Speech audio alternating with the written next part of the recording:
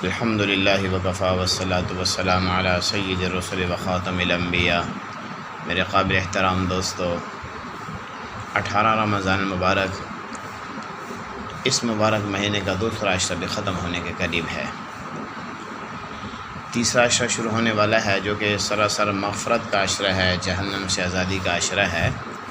حضور اکرم صلی اللہ علیہ وسلم کا ارشاد ہے کہ جو بندہ فجر کی نماز کے بعد اور مغرب کی نماز کے بعد 7 مرتبہ اللہم اجرنی من النار پڑھ لیتا ہے، اگر صبح کو پڑھتا ہے شام تک، شام کو پڑھتا ہے صبح تک، اگر انتقال ہو گیا تو جہنم سے اللہ پاک نے اسے آزاد کر دیا ہے۔ یہ جہنم سے آزادی کا عشرہ ہے۔ ہمیں سوچنا ہوگا، ہمیں وہ اعمال کرنے ہوں گے کہ جن سے ہمیں جہنم سے آزادی مل سکے۔ ایک اور کورس ہے کہ جو زندگی میں ہمیں کئی مرتبہ کرنا چاہیے۔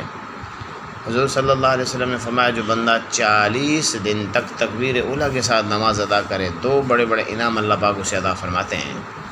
جہنم سے آزاد کر دیا جاتا ہے اور منافقت سے بھی بری ہے، کیونکہ منافقین میں آخرت میں بڑا سخت جو ہے وہ انجام ہے۔ تو جہنم سے آزادی کا عشرہ شروع ہونے سے پہلے ہم ان اعمال کو شروع کر دیں تاکہ اللہ پاک ہمیں بھی جہنم سے آزاد کرنے والوں میں لکھ دے، کیونکہ اس مبارک مہینے کے اندر جہنم کے دروازے بند ہیں اور جنت کے دروازے کھلے ہیں تاکہ ہمارا شمار بھی جنت والوں میں ہو جائے۔ حضور اکرم صلی اللہ علیہ وسلم فرماتے ہیں اس مہینے میں کثرت سے جنت مانگو اور جہنم سے پناہ مانگو۔ دعا ہے رب کائنات سے اللہ پاک ہمیں ایسے اعمال کرنے کی ضرور توفیق عطا فرمائے جن سے ہم جہنم سے آزاد کر دیے جائیں۔ ہر انسان کی یہ خواہش اور تمنا ہے، ربنا آتنا فی الدنیا حسنہ وفی الآخرۃ حسنہ وقنا عذاب النار۔ اس میں بھی اسی بات کی تعلیم ہے، اے ہمارے پالنے والے ہمیں دنیا اور آخرت کی بھلائیاں نصیب فرما، جہنم کی آگ سے بچا۔ حالانکہ آخرت کی بھلائیوں میں یہ بھی ہے جنت مل جائے، جس کو جنت مل گئی وہ جہنم سے تو بچ گیا، لیکن الگ سے اس کا تذکرہ کیا گیا۔